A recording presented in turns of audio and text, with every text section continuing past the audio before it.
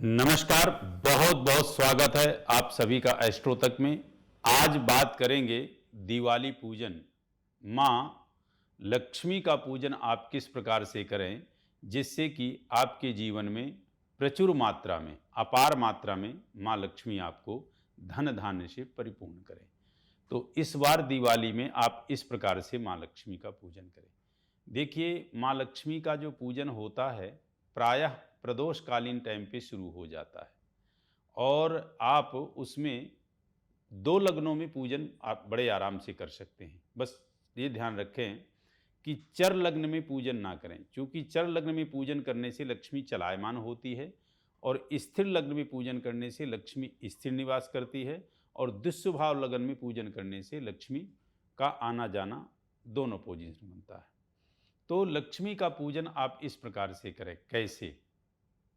जैसे आप माँ लक्ष्मी का पूजन प्रारंभ करते हैं तो सबसे पहले आप पूजन करें गणेश जी का, यानी उनका आवाहन गणेश जी का करें। गणेश जी के साथ में जो है आप षोडश मातृका, नवग्रह आदि का भी ध्यान करें, आवाहन करें और साथ में संक्षिप्त आवाहन आप जो है भगवान शिव, भगवान विष्णु और सूर्य आदि नवग्रह और साथ में कलश का पूजन करें।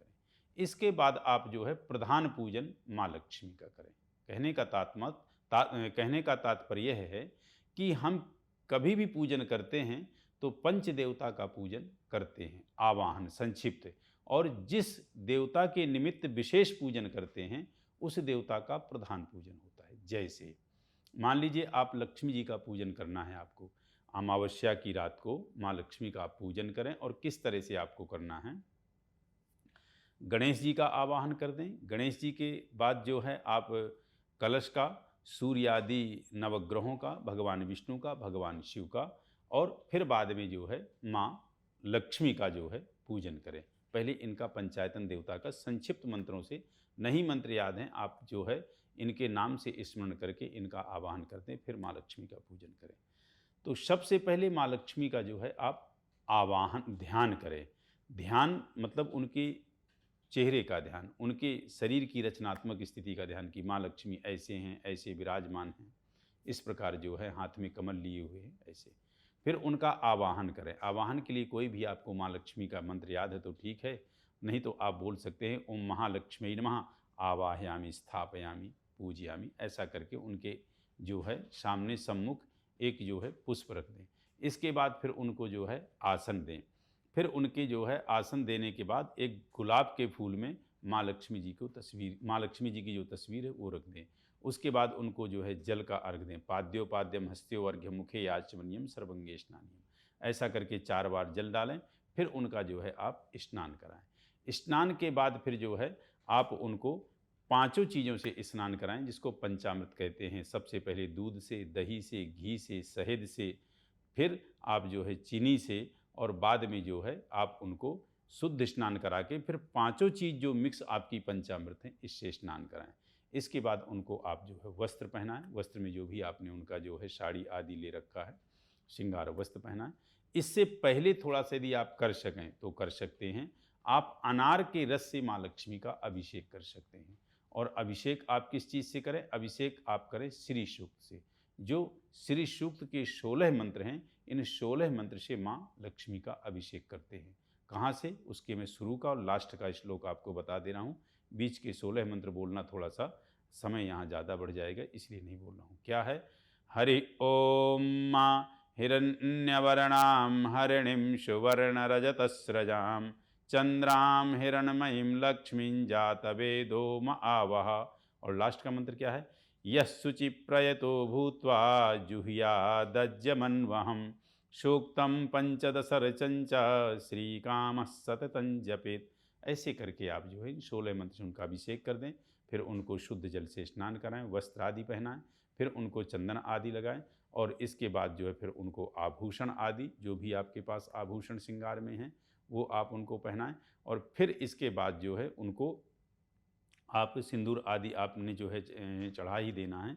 इसके बाद उनको नाना परिमल द्रव्य, कुमकुम आदि जो चीज़ें मिली हुई हैं, फिर इसके बाद उनको जो है धूप दिखाएं। धूप के बाद जो है उनको आप दीप दिखाएं। दीप के बाद उनको जो है नैवेद्य, नैवेद्य के बाद जो है उनको फिर से आचमन कराएं और इसके बाद फिर जो है आप फल चढ़ाएं, फल के बाद फिर आचमन कराएं, इसके बाद जो है आप जो है पुंगी फल, यानी जो आप पान लौंग इलायची सुपारी मिला करके जो पान बनाते हैं वह आप मुखवासार्थे सफलताम्बूल पुंगी फल चढ़ाएं, यानी पान चढ़ाएं उसमें। और इसके बाद फिर आप जो है करद्वर्धनार्थे चंदनम, जो है उनको चंदन अर्पित करें और फिर आप जो है दक्षिणा दें, मतलब दक्षिणा अर्पित करें।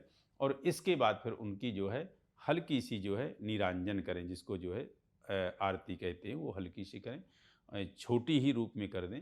और फिर आप जो है यदि आप विशिष्ट लक्ष्मी की कृपा प्राप्त करना चाहते हैं तो जैसे आपका श्री सूक्त, आपका कनकधारा, आपका लक्ष्म्याष्टक आदि चीज़ों का आप जो है विशिष्ट रूप से पाठ कर सकते हैं। और नहीं कुछ बनता है तो माँ लक्ष्मी का विशेष मंत्र है ओम श्रीं ह्रीं श्रीं कमले कमलालय प्रसीद प्रसीद श्रीं ह्रीं श्रीं ओम श्री महालक्ष्मी नमः। इस मंत्र का जाप करें। यदि यह मंत्र भी कठिन लगता है तो ओम श्री महालक्ष्मी नमः इस तरह से करें और फिर बाद में आप जो है माँ लक्ष्मी की आरती करें।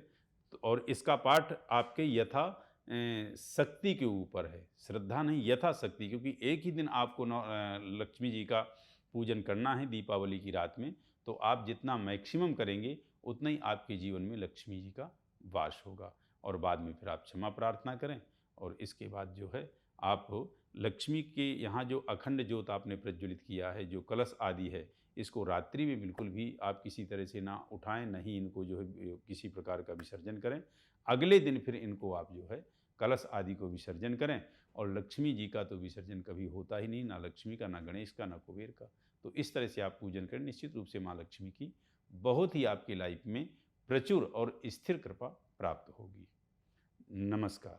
अगर आप मुझसे जुड़ करके अपनी समस्याओं का समाधान चाहते हैं और चाहते हैं कि आपकी समस्याओं को ज्योतिष के माध्यम से सुलझाया जाए तो आप हमसे संपर्क कर सकते हैं, जुड़ सकते हैं एस्ट्रो तक पर।